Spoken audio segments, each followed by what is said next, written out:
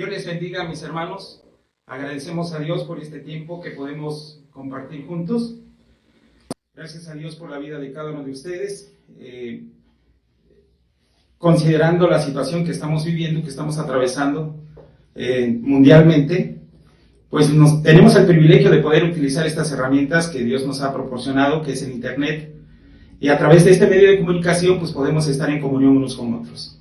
Gracias a Dios, hermanos. Los extraño, hermanos, y la verdad, extraño mucho la reunión de estar adorando a Dios juntos en el templo de Ananet. Pero bueno, es una oportunidad que Dios nos da y vamos a aprovecharla. Que Dios les bendiga. Quiero compartir con ustedes, hermanos, una porción de la Escritura. En lo personal, a mí me ha ayudado bastante. Siempre que pasamos algunas situaciones que conmocionan al mundo, el Espíritu Santo me hace recordar las palabras de nuestro Señor Jesús cuando estaba ahí en el Monte de los Olivos, cuando sus discípulos, 4 de sus discípulos se acercan a él y le preguntan acerca de la segunda venida y del fin del mundo. Y este pasaje a mí me ha ayudado bastante y quiero compartirlo con ustedes. Y lo que yo aprendo en este pasaje, en primer lugar, es que me ayuda o me enseña a descansar en Jesús y en su palabra. Este pasaje se encuentra en Mateo capítulo número 24, versículo 6. Si usted tiene su Biblia, puede abrir su Biblia y vamos a checar este pasaje. Dice en la versión 60, y oiréis de guerras y rumores de guerras, mirad que no os turbéis, porque es necesario que todo esto acontezca, pero aún no es el fin. Este pasaje, mirad que no os turbéis, siempre trae paz a mi vida. O sea, lo que el Señor le estaba enseñando a sus discípulos, que siempre iba a haber este tipo de situaciones, pero que todavía no era el fin. Tenemos que aprender a esperar en el Señor y en su palabra.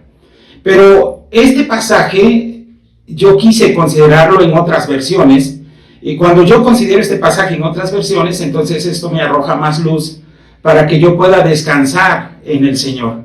Mira, consideré el mismo pasaje en la traducción del lenguaje actual, y dice la palabra del Señor de esta manera: ustedes oirán que en algunos países habrá guerras y que en otros países están a punto de pelearse. Pero no se asusten. Y subrayo esto, pero no se asusten.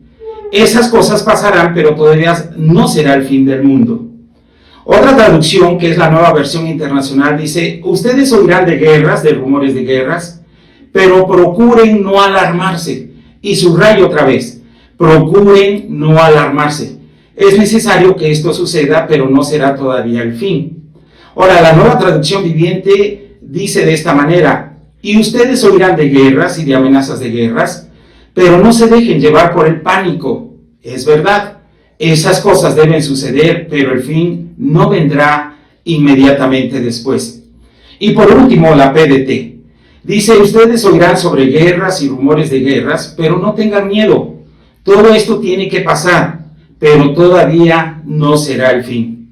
Así que a través de este pasaje de la Escritura, el Señor nos enseña que debemos de aprender a descansar en Él y en su palabra. Y no seamos como los que iban camino a Emaús, quizás recuerdes esa historia, después de la resurrección de Cristo, que no habían creído en la resurrección de Cristo. Cuando ellos van platicando con Jesús, Jesús les dice a estos caminantes: entonces les dijo, oh insensatos y tardos de corazón para creer todo lo que los profetas han dicho. ¿No era necesario que el Cristo padeciera estas cosas y que entrara en su gloria? Hemos estado estudiando el libro de Proverbios y lo que hemos aprendido es que la palabra insensato es inexperto. Entonces Jesús les estaba enseñando a estos dos discípulos que no fueran inexpertos en cuanto a las promesas y a las profecías del Señor Jesús. Y yo quisiera que cada uno de nosotros, hermanos, no fuéramos inexpertos en cuanto a lo que Jesús dijo acerca de su segunda venida y del fin del mundo. Descansemos en Él. Así que no nos turbemos, no nos asustemos, no nos alarmemos, no nos dejemos llevar por el pánico y ni tengamos miedo. Aunque debemos estar confiados en el Señor y en su palabra, esto no nos debe de llevar a la displicencia o a la indiferencia. Y esta a la vez nos conduzca incluso a tentar a nuestro Dios.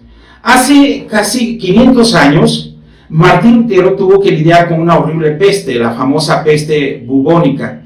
Cuando se le preguntó a Martín Lutero sobre si un cristiano debería de huir de una plaga mortal, él escribe una carta. Dentro de ella hay ciertos fragmentos que destacar. Y uno de ellos, yo lo escribí, dice ahí: le pediré a Dios misericordiosamente que nos proteja. Y luego fumigaré, ayudaré a purificar el aire, administraré la medicina y la tomaré. Evitaré lugares y personas donde mi presencia no sea necesaria, para no contaminarme, y por lo tanto infligir y contaminar a otros y así causar su muerte como resultado de mi negligencia. Si Dios quisiera llevarme, seguramente me encontrará, y he hecho lo que esperaba en mí, por lo que no soy responsable ni de mi propia muerte ni de la muerte de los demás. Sin embargo, si mi vecino me necesita, no evitaré el lugar o la persona, iré libremente como se indicó anteriormente. Mira, esta es una fe tan temerosa de Dios porque no es descarada, ni prudente, y no tienta a Dios. Entendemos que no debemos tentar a Dios, pero si se necesita nuestra ayuda, debemos estar dispuestos a brindarla. El amor consiste en poner la vida por los demás, así como lo hizo nuestro Señor Jesús, que estuvo dispuesto a dar su vida por amor a nosotros. Recuerda que nosotros debemos amar a Dios sobre todas las cosas y a nuestro prójimo como a nosotros mismos, aún en medio de cualquier crisis. Así que debemos aprender a descansar en el Señor. Lo más probable es que después de esta pandemia sanitaria tenemos que enfrentar una crisis económica. Es lo que se vislumbra, es lo que se ve venir. Pero tenemos que ir hacia adelante sin dejar de confiar en Dios ni en su palabra. Por algo, Santiago escribió su carta para amonestar a aquellos que contaban con una posibilidad económica y que algo de mucho de ella era a costa de la opresión que ejercían sobre sus jornaleros. Y Santiago anima a los creyentes pobres económicamente para que fueran pacientes hasta la segunda venida de Jesús, que por cierto no tardaría y no tardará.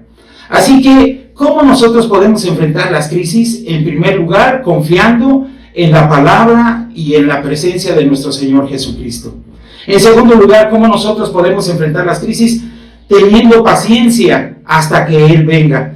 Al menos es lo que dice Santiago. Yo te invito a que abras tu Biblia ahí en Santiago capítulo 5 y vamos a estar meditando del versículo 7 en lo adelante. Solamente de una manera general vamos a estar checando algunas cosas, pero yo te invito, abre tu Biblia ahí en Santiago capítulo 5, versículos del 7 en lo adelante. El versículo número 7, la parte A, dice la Escritura de esta manera: por tanto, hermanos, tened paciencia hasta la venida del Señor. Una de las cosas que son importantes en las crisis es la forma en la que nosotros las enfrentamos. Desafortunadamente, a veces las enfrentamos quejándonos, o echándole la culpa a otros, haciendo preguntas equivocadas como ¿por qué a mí? O ¿por qué nos está pasando esto a nosotros? En lugar de sacar lo mejor de ellos, entendiendo que estos son tiempos oportunos para crecer en la fe, en la paciencia, en el amor, etcétera, etcétera. La forma correcta de enfrentar la crisis o las pruebas es con paciencia. Cuando hablamos de paciencia, no hablamos de resignación. La palabra en griego para referirse a paciencia es hipomone, y esta se traduce como constancia. La palabra paciencia es una palabra demasiado pasiva, pero hipomone, constancia, no es la simple capacidad de soportar las adversidades, sino la capacidad para convertirlas en grandeza y en gloria. Lo que asombraba a los no creyentes durante los siglos durante el tiempo de la persecución era que los mártires no morían tristes, sino cantando. Uno de estos sonreía estando en medio de las llamas, y al preguntarle qué encontraba allí para sonreír, respondió: vi la gloria de Dios y me alborocé. Acuérdate, la palabra alborozo es alegría, regocijo intenso que se manifiesta a través de gestos, de gritos y otros actos. Así que hipomone, la paciencia, es la cualidad que hace a un hombre capaz no solamente de sufrir las adversidades, sino de darles la bienvenida y derrotarlas. El efecto de la prueba correctamente soportada es recibir fortaleza para soportar todavía más y así vencer en batallas aún más difíciles. Y pone Santiago como ejemplo, en este pasaje, al agricultor, que con paciencia aguardaba la lluvia temprana y la tardía. La lluvia temprana se consideraba la lluvia del mes de octubre o de noviembre, que ayudaba a germinar la tierra. Y la lluvia tardía, que llegaba en los meses de mayo y junio, ayudaba al grano a madurar, para tener una buena cosecha. Pero este labrador o campesino guardaba con paciencia estas lluvias. Él tenía que esperar en la bondad de Dios. Él tenía que esperar en la fortaleza de Dios, en la providencia de Dios. Y lo hace, el labrador lo hace, sigue confiando y esperando en el Señor. Él confía en que Dios mandará la lluvia, tanto la temprana como la tardía, para recibir una buena cosecha. Y esto es lo que está diciendo Santiago precisamente a los creyentes pobres económicamente. Tengan paciencia hasta la venida del Señor. Aguarden con paciencia, así como el agricultor aguarda con paciencia esa lluvia que caiga tanto la temprana como la tardía. Hermanos, nosotros vamos a pasar cualquier crisis, no solamente esta crisis, cualquier crisis con la paciencia. Acuérdense que hace 15 días en mi sermón yo explicaba acerca de lo que dice Pablo a los colosenses. Debemos fortalecernos en el poder de su gloria. Nosotros tenemos que pasar adelante, hermanos, en medio de cualquier problema, de cualquier circunstancia, pero nuestra fortaleza tiene que venir de Dios. Nuestra fortaleza tiene que venir de su palabra. El Señor nos ha dejado su palabra y nos ha dado tan grandes promesas para cada uno de nosotros y para cualquier circunstancia que nos encontremos nosotros en la vida. Creo que es un tiempo oportuno para que nosotros podamos ejercitar la paciencia y de esta manera ver la victoria que tenemos en Cristo Jesús. Pero a través de Santiago yo veo otra característica que Santiago nos enseña de cómo enfrentar la crisis. La crisis debemos de enfrentarla entonces confiando en Jesús y en su palabra. La crisis debemos de enfrentarla con paciencia, pero la crisis también debemos de enfrentarla afirmando nuestros corazones. Dice Santiago capítulo 5 versículo 8, tened también vosotros paciencia y afirmad vuestros corazones, porque la venida del Señor se acerca. Permanecer firmes en nuestro ánimo, que no decaiga, que sigamos confiando en Dios y en su palabra a pesar de las circunstancias por las que atravesemos. Por muy difíciles o complicadas que se pongan, Jesús viene y viene pronto. Fíjate, Jesús estaba a punto de ir a la cruz y Él anima a sus creyentes a que no dejaran de confiar en Él.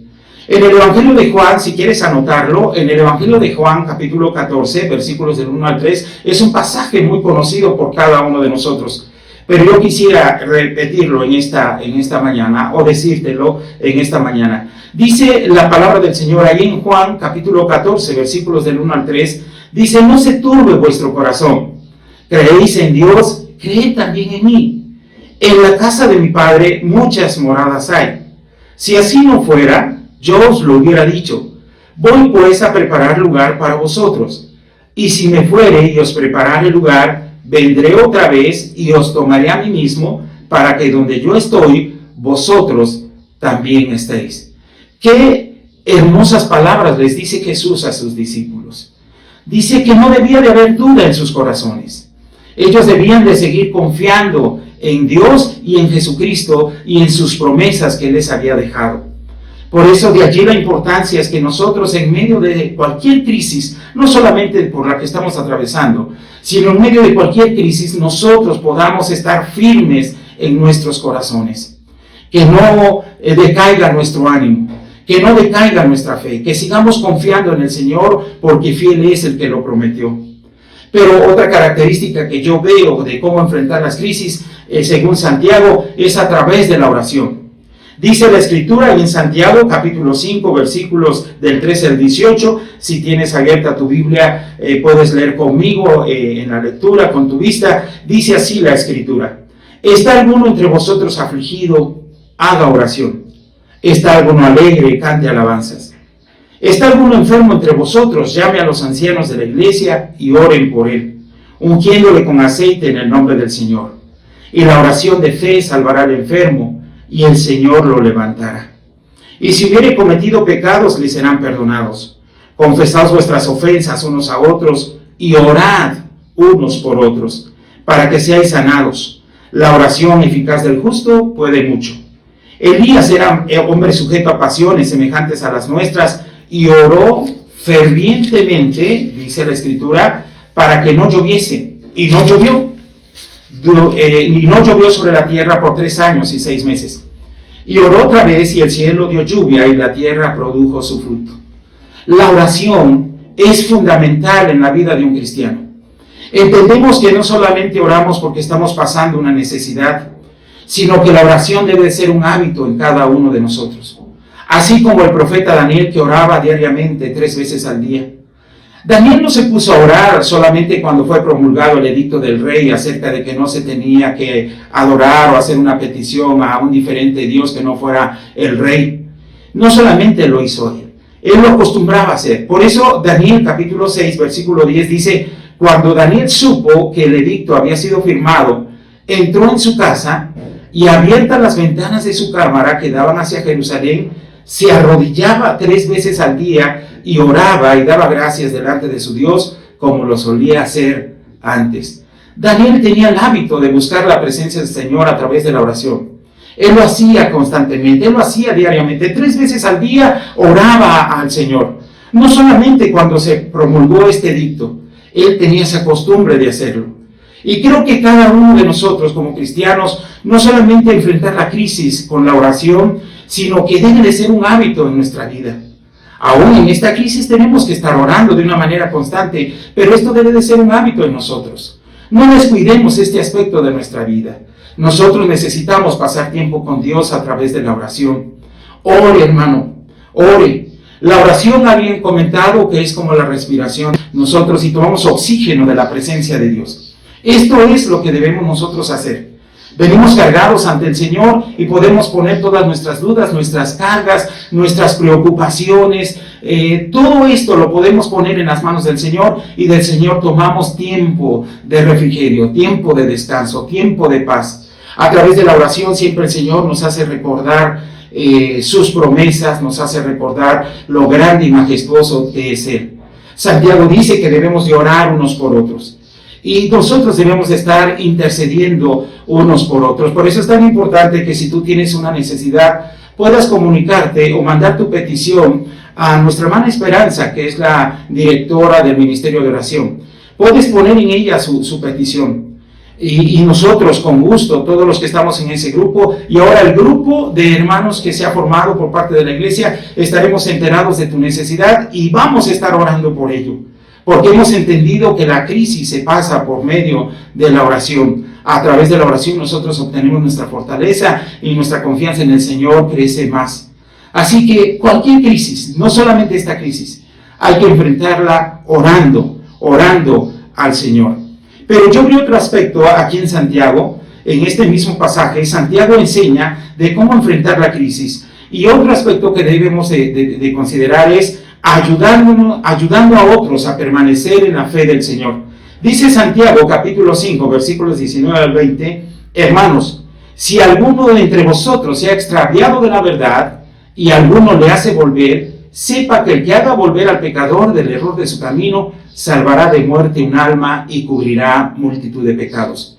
Cuando yo leo este pasaje puedo pensar que nosotros en medio de la crisis no debemos de dejar de predicar el Evangelio de Jesús. En primer lugar, ¿de qué manera ayudamos a otros a permanecer en la fe del Señor? Predicando el Evangelio a los no creyentes. Así como la oración, esto debe ser una constante en nuestra vida. No solamente necesitamos atravesar crisis para levantarnos y predicar el Evangelio de Jesucristo, no.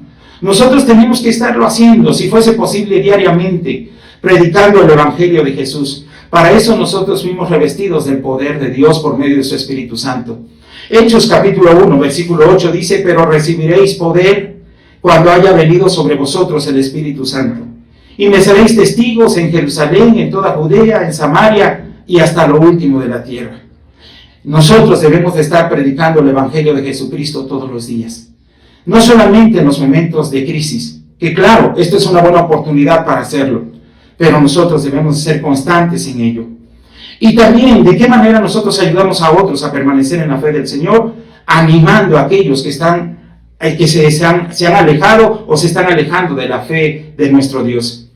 En este momento no los podemos visitar, pero sí podemos hacerles una llamada telefónica o enviarles un mensaje de texto o de WhatsApp, animándolos a que sigan en la fe del Señor. Siempre tenemos la oportunidad de poder ayudar a los demás para que no se aparten del camino. Seguir en el Señor es importante, aún y más en medio de la crisis que nosotros estamos pasando y quizás de lo que venga más adelante. Pero confiemos en el Señor. Enfrentemos esta crisis mundial anclados en la presencia del Señor y de su palabra, con paciencia, afirmando nuestros corazones en el Señor, orando en todo tiempo y ayudando a permanecer en la fe a otros. Hermanos, tenemos una gran oportunidad. Vayamos hacia adelante en el nombre del Señor. No desmayemos. Confiemos en la presencia del Señor y en su palabra. Él es bueno. Él nos ha amado eternamente y nos seguirá amando. No dudemos del amor de Dios. Dios nos ama, que estuvo dispuesto, de tal manera que estuvo dispuesto a dar su Hijo unigénito ahí en la cruz del Calvario, para que por medio de Él obtuviésemos el perdón de nuestros pecados y la esperanza de la vida eterna. Sigamos adelante, hermanos. Los amo en el Señor. Estoy orando por ustedes. El pastor Israel y yo estamos orando por ustedes. Nos interesa su integridad física, espiritual, moral. Y por eso es que nosotros hemos considerado que debemos de permanecer en casa. Considere estas cosas que le he hablado, que le he comunicado. Ustedes están presentes en nuestras oraciones. Les amamos en el Señor y confiamos que Dios nos va a sacar adelante. Y posteriormente vamos a salir fortalecidos para seguir adelante. Que Dios les bendiga, hermanos. Les amo en el Señor. Su pastor, Eusebio Pérez.